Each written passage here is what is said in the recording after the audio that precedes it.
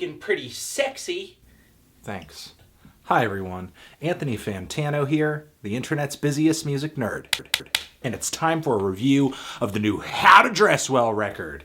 What is this heart? How to Dress Well is the solo project of singer-songwriter Tom Krell, who initially exploded in the underground music world as a Pitchfork favorite, which he continues to be. He was applauded by them and many other publications for his lo-fi, experimental approach to R&B. Contemporary R&B. Personally, I couldn't really follow suit in the praise. The recording of his debut album to me was just unjustifiably crummy and distorted. I was finding some redeeming factors in the songs themselves, but the really shrill distortion that many of them were covered in kind of made it hard to listen. Although there was an EP he followed this album up with that featured some orchestral instrumentation underneath his vocals, which I thought was very beautiful. But on Tom's next album, which I liked more, he really redeemed himself on the recording quality side of things.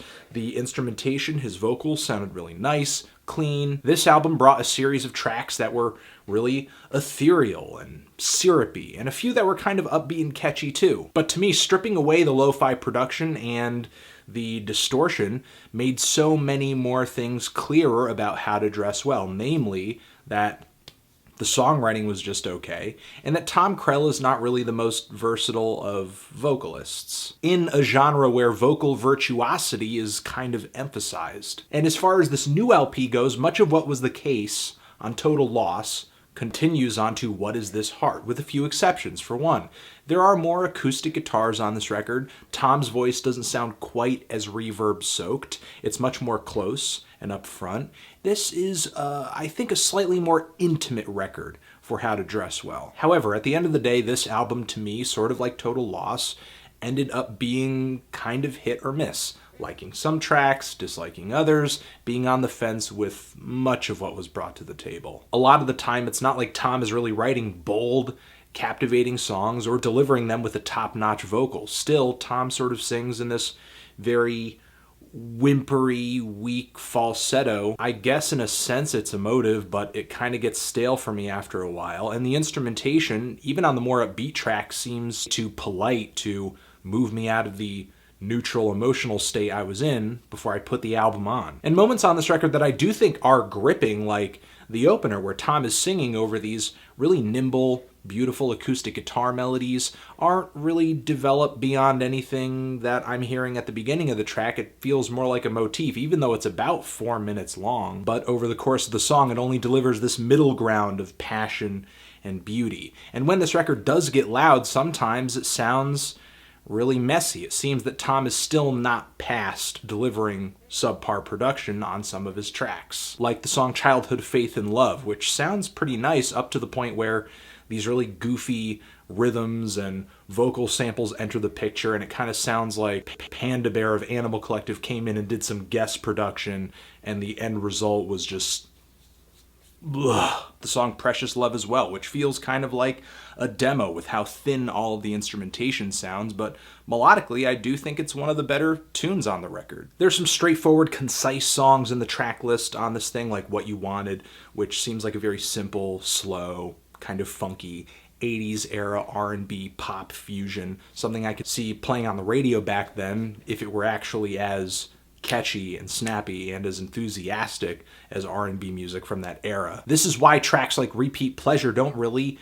do it for me. Tom Krell doesn't live up to the standards of the R&B music he very clearly borrows from. Not to mention there are some pretty awful fake hand claps all over this song that are pretty gross. The instrumentals on this record are underwhelming and unexciting, and as are the vocals. But today, because Tom Krell's music isn't as snappy or as hard-hitting as the commercial R&B music that we remember from these decades, it's seen as novel and as different and as exciting. Or even passionate. And I do think there are tracks that are passionate and are enjoyable, like the song Face Again, which has this massive bass line, some glossy synthesizers, and one of the most winning hooks on the entire LP.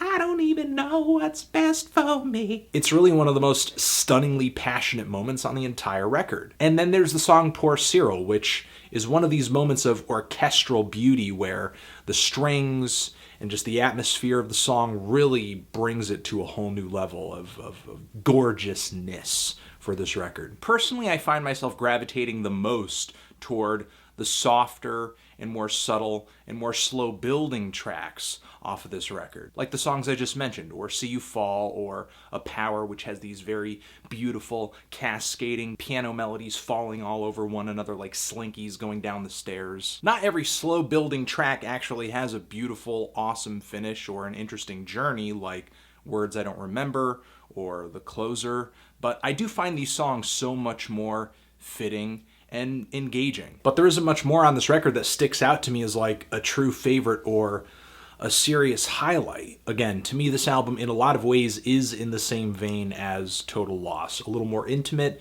the beats are a little more diverse, there's definitely an increase in acoustic instrumentation, Tom Krell's voice is more up front, but I just don't see his songwriting as memorable, especially with lyrics on the track Very Best Friend, which really brings the entire record down to a very, very corny low. Even though I think Tom takes more risks than he did on Total Loss, I think he ends up with an even larger mixed bag of results. I'm feeling a strong 5 to a light 6 on this LP. Tran. Zishin, if you've given this record a listen, what did you think of it? Did you love it? Did you hate it? Why? What do you think I should review next? And that's it.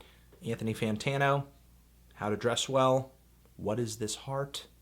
Forever. So why don't you and me get together, baby, for some sensual healing?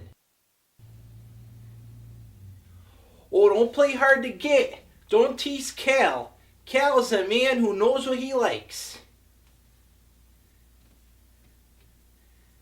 You know what? Fine. Be that way. I don't know you, and I don't gotta know you.